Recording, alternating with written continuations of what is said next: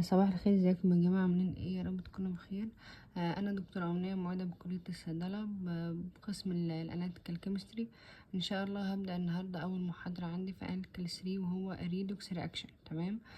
طبعا محاضرة الريدوكس دي يا جماعة بيترتب على باقي المحاضرات اللي بعد كده، فاحنا لازم نركز فيها ولازم نفهمها كويس. يعني اغلب مذاكرة الاناليتيكال كيمستري بتبقى معتمدة على الفهم اكتر منها حفظ. طب ان شاء الله نبدأ بقى اول محاضرة عندنا في اناليتيكال 3 وهو محاضرة الريدوكس رياكشن. طبعا احنا عندنا كلمة ريدوكس دي عبارة عن ايه؟ جاي من اسمها ريدوكس. تمام، يبقى دي عبارة عن ريدوكس دي اللي هو الريد ده اختصار عملية الريدكشن، يبقى ده عبارة عن الريدكشن رياكشن. طب والاو اكس ده اختصار ايه؟ اختصار عملية الاكسيديشن. يبقى انا بتكلم عندي في الريدوكس ده هو عباره عن اوكسيديشن ريدكشن رياكشن. تمام. طب بيجي بقى، طبعا احنا اخدنا عندي الاكسيديشن هو عباره عن عمليه الاكسده، والريدكشن اللي هو عباره عن عمليه الاختزال. طبعا احنا اخدنا قبل كده طبعا الاكسيديشن، قلنا ان احنا عندي قبل كده في الاكسيديشن قلنا ان احنا عندي تعريف، في تعريف قديم وفي تعريف جديد. طب يا دكتور ايه هو التعريف القديم والتعريف الجديد؟ التعريف القديم اللي هو بقول عليها الاولد ديفينيشن، الاولد ديفينيشن، والتعريف الجديد اللي هو عبارة عن الريسنت او عندي اللي هو النيو ديفينيشن. الاولد ديفينيشن احنا كنا قبل كده بنقول عندي الاكسده هو عباره عن عمليه ايه؟ هو عباره عن عمليه اكتساب اكسجين او بيحصل عندي عمليه لوس للهيدروجين. يبقى انا بيحصل عندي اكتساب اللي هو عباره عن جين اكسجين، او بيحصل عندي ايه؟ بيحصل عندي لوس للهيدروجين. ده التعريف ايه؟ ده التعريف القديم. يبقى انا كنا بنقول عندي قبل كده في عمليه الاكسده هو عباره عن ان انا بكتسب اكسجين او اني بخسر عندي هيدروجين. تمام، ده التعريف القديم. طب التعريف الجديد بقى اللي انا بعتمد عليه بقى، التعريف الجديد هو عباره عن ان بيحصل عندي عمليه ايه؟ لوس اوف الكترون. يعني ايه يا دكتور لوس اوف الكترون؟ يعني ان انا مثلا الماده بتاعتي بيحصل انها مثلا بتكون عندي وليكن مثلا خليها الفريك والفرس، ولكن انا عندي اللي هو عباره عن الفرس. تمام، بعد كده تحول عندي بقى عندي فرك، بقى عندي موجب 3، فبدأ يحصل عندي ايه؟ بدأ يحصل عندي فقد في الالكترونات. طب ازاي يا دكتور؟ حد هيجي يقول لي طب هو موجب 2 وبعد كده بقى موجب 3، ازاي هيتم يحصل عندي فقد في الالكترونات؟ ما هو كان الاول كان فاقد الالكترونين، بعد كده بقى فاقد 3 الكترونات، فبالتالي انا عندي عدد الالكترونات المفقودة عندي زادت، فبالتالي ده بقول عليه ايه؟ بقول عليها لوس اوف الكترونز، ان انا عندي الموجب بتاعي زاد، يعني الفقد بتاعي زاد. تمام، طالما انا عندي كانت الاول موجب 2، يعني كان الاول مثلا كان سالب برتقانتين، بعد كده بقى سالب 3 برتقانات. تمام، فبالتالي بيحصل عندي ان اللوس بتاعتي او ان الفقدان بتاعت النيوكليات بتاعتي زادت، فبالتالي بقول عليها ايه؟ بقول عليها عملية اوكسيديشن. تمام. تاني حاجة عندي هو عندي عملية الريدكشن. الريدكشن عبارة عن ايه بقى يا دكاترة؟ الريدكشن عندي برضو نفس الكلام، هو عبارة عن تعريف قديم وعندي تعريف جديد. ايه هو التعريف القديم بقى من الريدكشن؟ التعريف القديم عندي من الريدكشن هو ان انا عكس تعريف الاكسيديشن. يعني ايه؟ يعني انا كان بيحصل عندي جين اوف هيدروجين.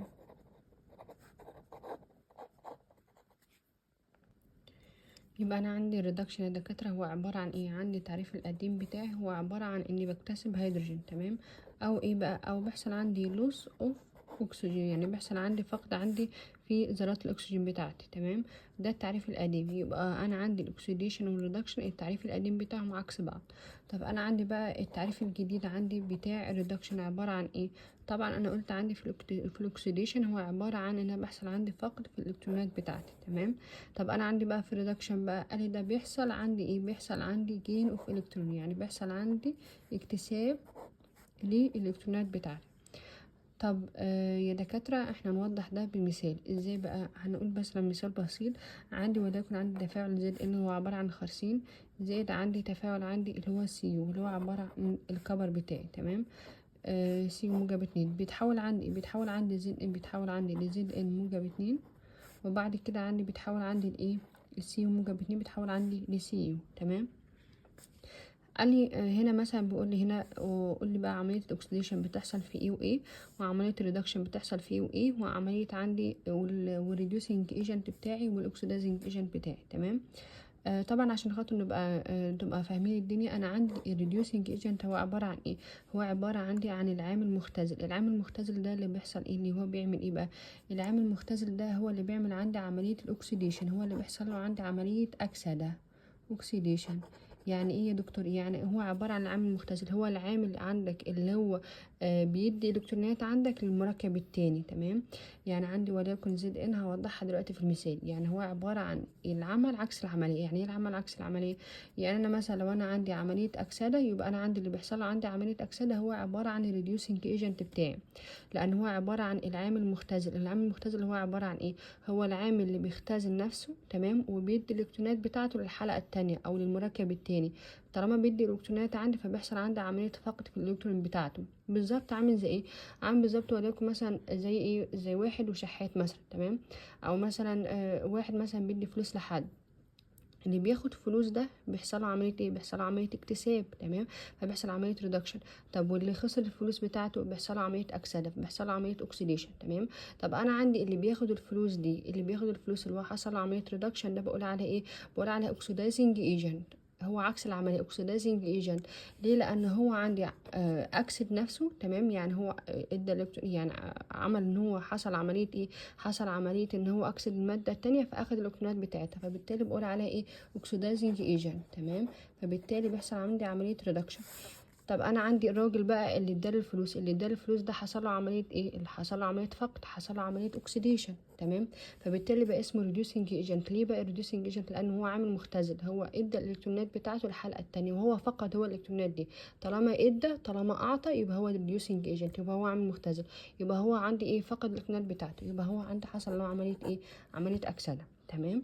طب نوضح ده مثلا بالمثال اللي قدامنا ده. عبارة عن ايه؟ عبارة عن زد ان زائد سي يو موجب 2. حصل عندي زد ان موجب 2 زائد سي يو.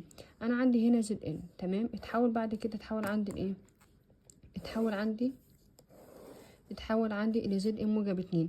يبقى انا عندي طالما عندي بقت الشحنه الموجبه عندي زادت، تمام، يبقى دي عمليه ايه؟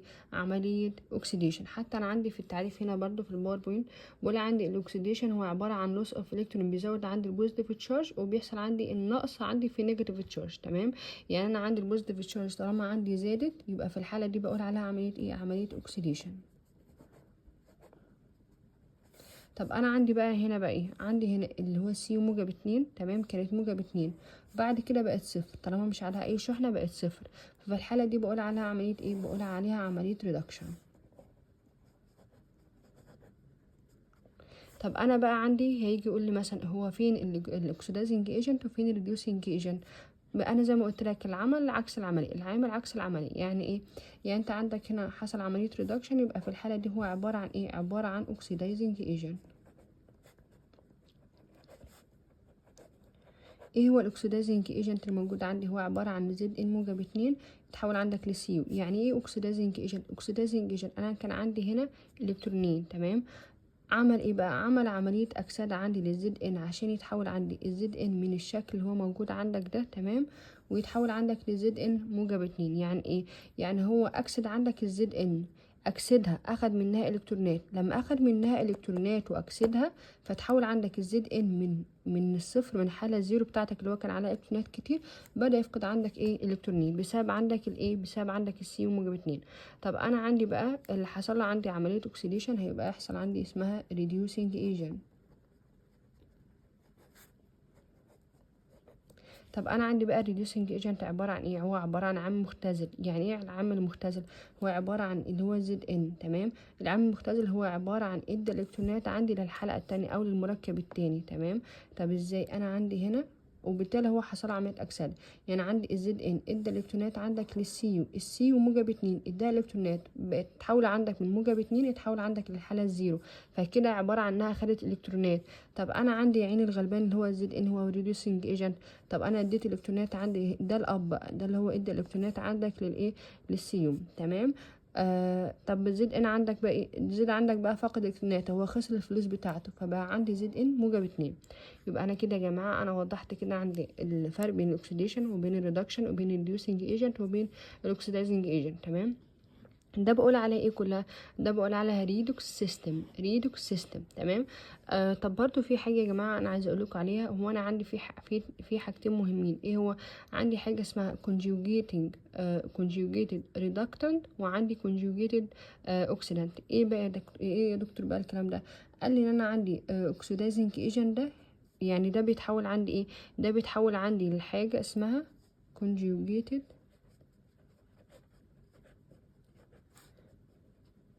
reductant. ايه هو الكونجوجيتد ريدكتنت ده يا دكتور؟ قال لي ده هو عباره عن الشكل المختزل من النظام اللي يقدر يدي الكترونات، وبالتالي يحصل عمليه ايه؟ يحصل عمليه اكسده ليه. يعني ايه؟ يعني ده عباره عن ده الشكل المختزل من النظام بتاعي، تمام، اللي يقدر يدي الكترونات عندي للحلقه بتاعتي، هو يقدر يدي الكترونات عندي، تمام، وبالتالي بعد كده ايه؟ وبالتالي يقدر يحصل له عمليه اكسده. تمام. تمام.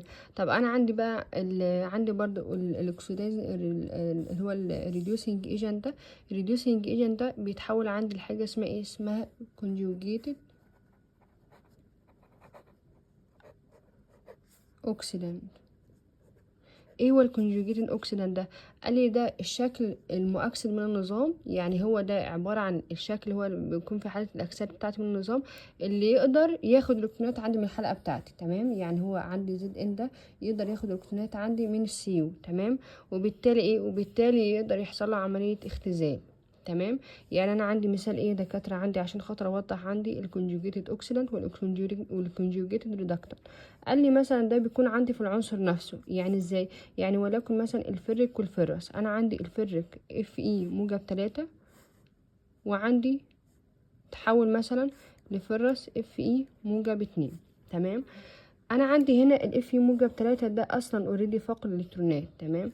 وانا عندي ده اصلا اوريدي ايه؟ اوريدي مكتسب الالكترونات. تمام. طب عشان ده خاطر انا عندي ده مكتسب الالكترونات وده عندي فاقد الالكترونات، طالما انا عندي ده فاقد يبقى ده عندي ايه؟ يبقى انا عندي ده يقدر ياخد الكترونات، يقدر ياخد الكترونات عندي من الحلقه لان هو فاقد. تمام. فانا عايزاه يكتسب الالكترونات. في الحاله دي بقول على ايه؟ conjugated oxidant. طب انا عندي ده اصلا اوريدي ايه؟ اوريدي هو كده في حاله الاستقرار، هو كده مكتسب الكترونات وزي الفل. تمام. بس انا عايزاه ايه بقى؟ انا عايزاه يفقد الالكترونات. طب انا لو انا عايزاه بقى يفقد الالكترونات عشان يتحول عندي الاف اي موجب 3، ففي الحاله دي هقول عليه ايه؟ هقول عليها conjugated reductant. يبقى يا جماعه انا عرفت كده الفرق عندي بين الاكسيديشن وبين الريدكشن وبين الريديوسينج ايجنت وبين الاكسيدايزنج ايجنت، وقلت عندي كمان الفرق ما بين الكونجوجيتد اوكسيدانت والكونجوجيتد ريدكتنت. هنا هو نفس الكلام عندي بالظبط، هو عباره عن conjugated reductant. ده قال لي ايه بقى؟ بقول انا عندي oxidizing agent ده عباره عن الاكسيدنت بتاعي، ده عباره عن ان هو بيحصل عندي اكتساب الالكترون. يبقى انا طالما عندي حصل ان هو اكتسب الالكترونات بتاعتي، تمام، في الحاله دي بقول عليها ايه؟ وهو حصل له ريدكشن.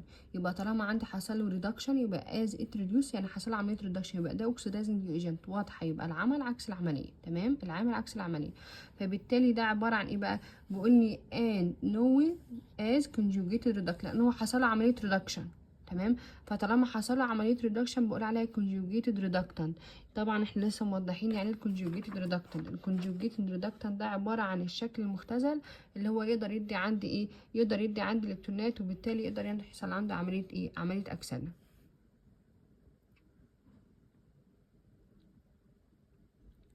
طبعا يا جماعه ده بالعربي. طب بعد كده بقى عندي reducing agent. reducing agent ده عبارة عن ايه؟ هو حصل عندي فقد في الالكترونات بتاعتي. تمام. طالما حصل له فقد في الالكترونات يبقى حصل له عملية ايه؟ حصل له عملية اكسدة. تمام. طالما حصل له عملية اكسدة فبالتالي بقول عليها conjugated oxidant. conjugated oxidant. ايه هو conjugated oxidant؟ ده عبارة عن الشكل المؤكسد من النظام اللي يقدر ايه؟ ياخد الكترونات، يقدر ياخد الكترونات. تمام.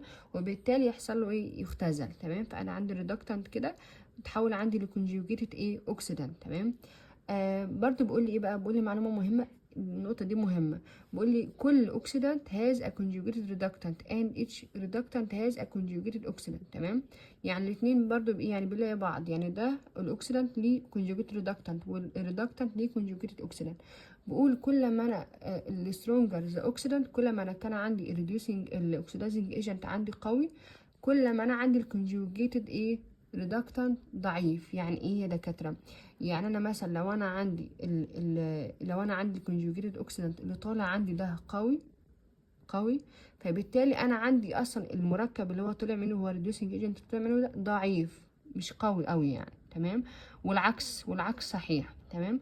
يعني ايه يا دكاتره؟ يعني بيقول ان انا العلاقه ما بينهم لازم يبقى فيه تناسب بين بعض، ما بين الاكسيدايزنج ايجنت وما بين عندي الكونجوجيتد ريدكتنت وما بين عندي الريديوسنج ايجنت وما بين عندي الكونجوجيتد. حتى هنا بيكون في عندي ايه، في عندي هنا بالانس، يعني ده قوي والتاني ضعيف، ده ضعيف والتاني قوي. بقول لي هنا بقى معلومه مهمه يا دكاتره، بقول لي اثناء الرياكشن ما بين الاكسيدانت وما بين الريدكتنت، يعني الاكسيدانت بتاع ماده او الريدكتنت بتاع ماده تانية، الاكسيدانت ده اللي هو عباره عن الاكسيدايزنج ايجنت ده بيتحول عندي لكونجوجيتد ريدكتنت زي ما احنا طبعا موضحين قبل كده، وعندي الريدكتنت ده بيتحول عندي لكونجوجيتد اوكسيدانت. تمام. فبقول بيحصل عندي حاجتين اسمها تو ريدوكس سيستم. طب ازاي بقى يا دكتور عندي بيحصل عندي تو ريدوكس سيستم؟ واضحه خالص، هقول لك انا بقى ازاي. بيقول لي بيحصل عندي تو ريدوكس سيستم لان انا عندي اول تفاعل عندي بيحصل عندي ما بين ايه، بيحصل عندي اوكسيديشن وريدكشن وبيتم عندي التفاعل. تمام. بيحصل عندي تو ريدوكس سيستم ليه بقى؟ لان انا عندي الاكسيدايزنج ايجنت اللي موجود عندي في التفاعل بيتحول عندي لايه، لكونجوجيتد ريدكتور. تمام. ده اول نقطه، يبقى انا ده عندي اول عندي ريدوكس سيستم. طب والنقطه الثانيه ان انا عندي الريدكتنت بتاعي بيتحول عندي لايه، لكونجوجيتد اوكسيدانت. تمام. فانا بيقول لي عشان كده بيحصل عندي 2 ريدوكس سيستم. ازاي يا دكتور؟ يعني انا عندي ولكن عندي هنا الفرس اتحول عندي لفرك. تمام. الفرس لفرك، يعني عندي الريدكتنت اللي هو عباره عن ريديوسنج ايجنت اتحول عندي لكونجوجيتد اوكسيدانت. تمام. دي كده اول نقطه، اول ريدوكس رياكشن. طب النقطة التانية عندي اللي هو عبارة عن اللي هو الكروميت بتاعي. تمام. الكروميت ده عبارة عن اوكسيدايزنج ايجنت، هو عبارة عن عامل مؤكسد قوي. العامل المؤكسد قوي ده اتحول عندي لكونجوجيتد ريدكتور. تمام. فهما الاتنين، فطالما انا عندي اوكسيدايزنج اتحول عندي لكونجوجيتد ريدكتنت، وعندي الناحية التانية اللي هو عبارة عن. بقول لي بقى برضو هنا نقطة مهمة برضو يا جماعة ممكن تيجي في الام سي كيو.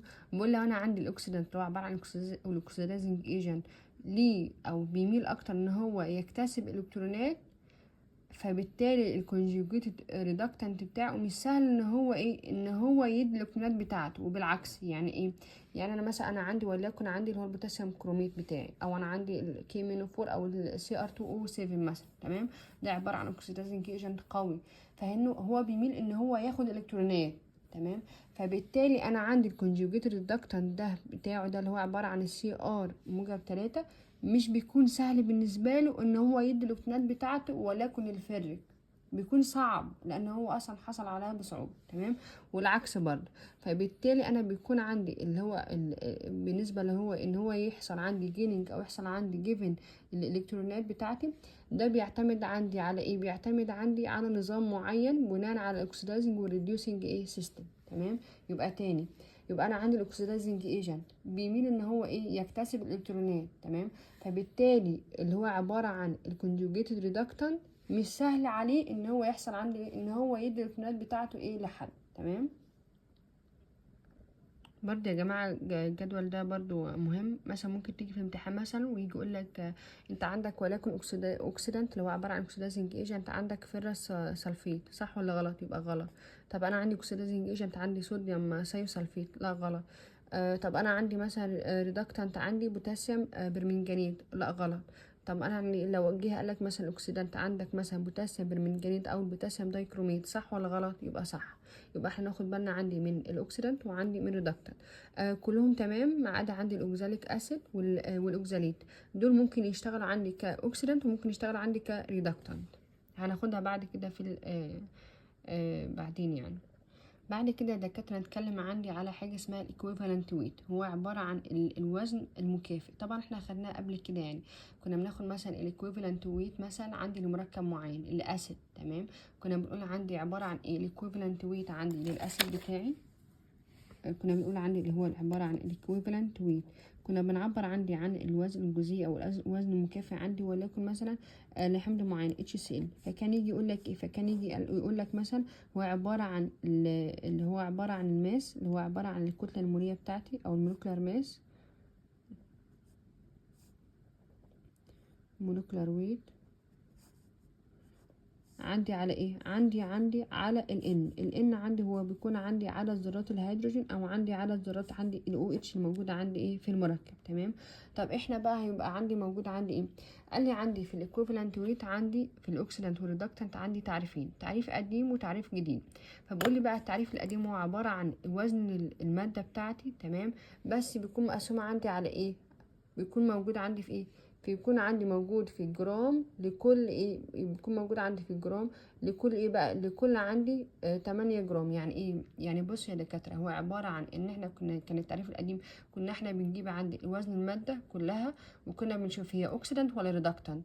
لو هي اوكسيدانت كنا بنقسمها عندي على 1 جرام عندي من الاكسجين الموجود عندي، سوري، من الهيدروجين الموجود عندي. لو هي ريدكتنت. طب لو هي اوكسيدانت كنا بنقسمها عندي على 8 جرام من الاكسجين الموجود عندي لو هي اوكسيدانت. تمام. يبقى ده التعريف القديم، كنا بنقسم الماده، كنا بنجيب الموليكولار ويت اللي هو عباره عن الماس بتاعتي ونقسمها مره على 1 ومره على 8 جرام. واحد لو ايه؟ ده لو عندي اوكسيدانت. طب لو 8 امتى بقى؟ 8 لو انا عندي ريدكتنت. تمام. فهنا بقى كان بيقول لي ايه بقى؟ فهنا كان بيقول لي الايكوفالنت ويت عندي لكي ام 4 عباره عن الموليكولار ويت اللي هو كي ام 4 على 5. تمام. اشمعنى بقى ال5 هنا؟ يعني هنا هناخدها بعد كده بقى. هنا ال5 بيتم عندي بناء عليه اللي هو equivalent weight بناء على ايه بقى؟ بناء عندي على فقد او عندي الاكتساب عندي الالكترونات، عدد الالكترونات اللي حصل فيها فقد وعدد الالكترونات اللي حصل فيها اكتساب، ده اللي بقسمها عندي على الموليكولار ويت. تمام. هنا برضو الالكلاين بتاعي عندي اللي هو الكي ام 4 اتحول عندي حصل عندي equivalent weight الكي ام 4. فالكي ام 4 عندي طبعا احنا ده بيكون عندي موجب 1. تمام.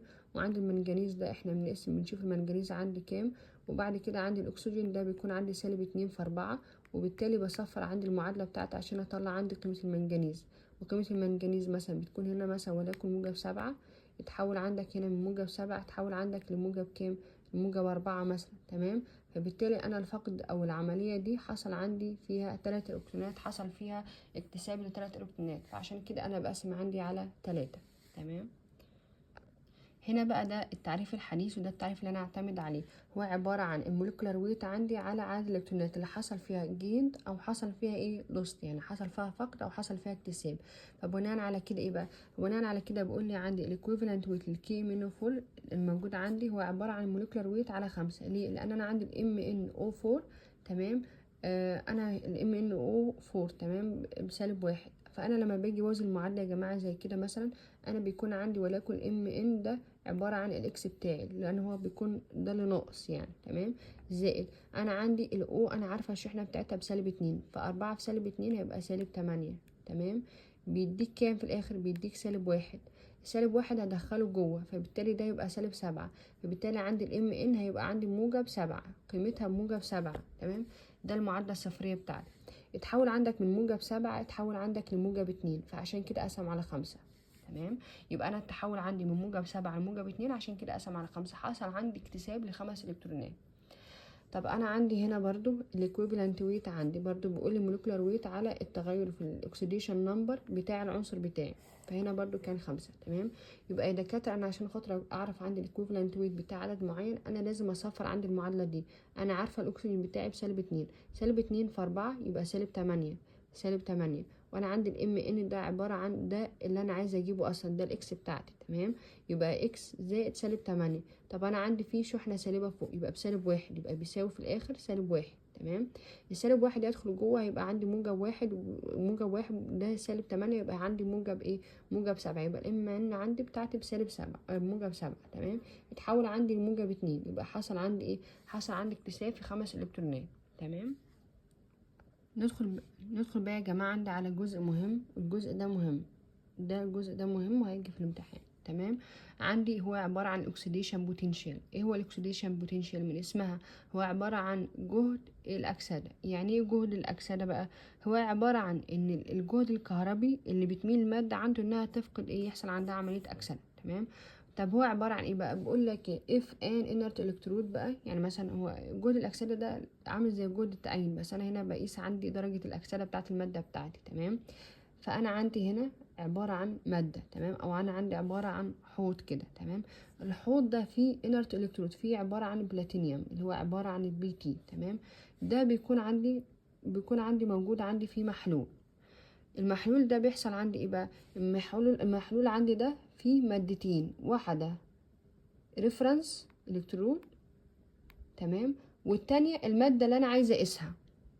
يبقى انا عندي ده بلاتينيوم وده عندي المحلول بتاعي، تمام، في مادتين، المادة اللي انا عايزة اقيسها، سوري، المادة اللي انا عايزة اقيسها والمادة الريفرنس بتاعتي. فهنا بقى بيحصل عندي ايه؟ بيحصل عندي جهد كهربي. طب انا عندي المادة ريفرنس قال لي ايه بقى؟ يبقى انا عندي يا جماعه، انا عندي عباره عن بلاتينيوم، ده عباره عن انرت الكترود، ده عباره عن حاجه خامله يعني، انا حطيتها في المحلول. المحلول بتاعي ده اللي ببدا اقيس من عنده. المحلول بتاعي ده فيه ريدوكس رياكشن، يعني بيتم عندي تفاعل اكسده واختزال. في عندي ريفرنس، تمام. الريفرنس ده انا بكون عارفه اصلا اوريدي الجهد الاكسده بتاع الريفرنس ده بتاعي كام. وفي الماده اللي انا عايزه اشوف عندي الاكسيديشن بوتنشال بتاعها، اللي هو جهد الاكسده بتاعتها كام، تمام. طب انا عندي الريفرنس بتاعي ده ثابت، اللي هو عباره عن NHE، اللي هو عباره عن النورمال هيدروجين الكترود عندي جهد الاكسده بتاعه بيساوي 0، تمام. فانا اي ماده عندي انا هجيبها هطرحها عندي من الريفرنس بتاعي، هتبقى ده جهد الاكسده بتاع الماده بتاعتي اللي موجوده عندي في الايه، الموجوده عندي في الحوض ده. فهو عباره عن ايه بقى؟ فهو عباره عن الكترود بيكون عندي مغموس في محلول بيحتوي على ريدوكس رياكشن. بيتم عندي ما بين عندي الريفرنس وما بين الماده بتاعتي بيتم عندي تفاعل اكسده واختزال. فده بيتم عنده طاقه او اوكسيديشن بوتنشال، اللي هو عباره عن جهد الكهربي. ده بقول عليها الكتروموتيف فورس، EMF، الكتروموتيف فورس. الكتروموتيف فورس دي بتتكون عن طريق حاجه اسمها اوكسيديشن بوتنشال. الالكتروموتيف فورس ده اللي بيتكون عندي الاكسيديشن بوتنشال. فهنا بقى دي المعلومه المهمه بقى، بيقول لي لو الاكسيدنت بتاعتي ده ليه ميل اكبر ان هو يكتسب الكترونات، يبقى السيستم ده بقول على اوكسيدايزنج سيستم. يعني ايه؟ يعني انا لو الرقم بتاعي ده موجب وانا عندي الحوض بتاعي ده بيميل ان هو يكتسب الكترونات، يبقى انا عندي السيستم بتاع الحوض ده السيستم موجب، والسيستم ده عباره عن اوكسيدايزنج سيستم، تمام. حتى بقول will acquire positive charge. طب انا لو انا عندي بقى ميل الحوض ده او ميل الماده دي انها تبقى شحنه سالبه، يبقى انها تبقى شحنه سالبه يعني انها تبقى reducing system، يبقى في الحاله ده يبقى عباره عن reducing system في الايه، في الحوض بتاعي، يبقى ده عباره عن negative potential. يبقى النقطه دي مهمه. يبقى انا لو انا عندي بيحصل عمليه اكسده عندي في الحوض بتاعي ده، يبقى ده عباره عن بياخد شحنه موجبه. الشحنه الموجبه دي هتعمل ايه؟ هتعمل عندي بوزيتيف تشارج، هتخلي عندي المركب بتاعي يبقى عندي بوزيتيف بوتنشال ايه، بوتنشال اوكسيديشن، يعني عندي يبقى عندي القابليه للجهد التاكسد بتاعه يبقى موجب، يبقى عايز يتاكسد تاني. طب انا لو انا عندي المركب بتاعي ده اصلا بيحصل عندي عمليه اختزال، فهتبقى قيمته هتبقى بالسالب، فبالتالي انا عندي اللي في الحوض ده والعمليه دي هتبقى عباره عن ريديوسنج ايه سيستم، تمام. يبقى النقطه دي مهمه. هنا بقى نفس الكلام، بيقول لي من السابق بقى، بيقول ان انا بيحصل عندي ترانسفير الكترونز، تمام، ما بين الريدكتنت وما بين الاكسيدنت. فهنا بقى بيقول لي ايه بقى؟ بيقول لي بيعتمد على لو انا عندي الالكترونات اللي اكتسبها عن طريق الاكسيدنت او فقدت عن طريق الريدكتنت، لازم تكون هما الاتنين ايكوال لبعض، تمام. يعني عدد الالكترونات المفقوده بيساوي عدد الالكترونات المكتسبه، يعني تمام، دي سهله. بيقول لي بقى ايه بقى؟ بيقول لي ان انا الالكترونات اللي بتحصل ما بين الريدكتنت للاكسيدنت لازم يحصل عندي عملية توازن، يعني ما بين عندي وليكن مثلا انا عندي هنا زد ان مثلا 0 وعندي هنا زد ان موجب 2 مثلا، او انا عندي زد ان موجب 2 بتحول عندي لزد ان 0، تمام. بدأ يحصل عندي ايه؟ بدأ يحصل عندي هنا لحظة، انا عندي زد ان هنا 0 بتحول عندي لزد ان موجب 2. بدأ يحصل عندي عملية أكسدة واختزال هنا، تمام، ما بين الخرسين وهو في الحالة الصفرية، وتحول عندي لزد ان، تمام. فبالتالي ده بيعتمد على ايه بقى؟ قال لي بيعتمد عندي على حاجتين، بيعتمد عندي وعندي كمان زد ان، يعني انا مثلا المعادلة بتكون عندي زد ان، تمام، زائد سي وموجب 2، وتحول عندي لزد ان موجب 2، وتحول عندي سي وعندي لسي وايه 0، تمام. دي المعادلة بتاعتي.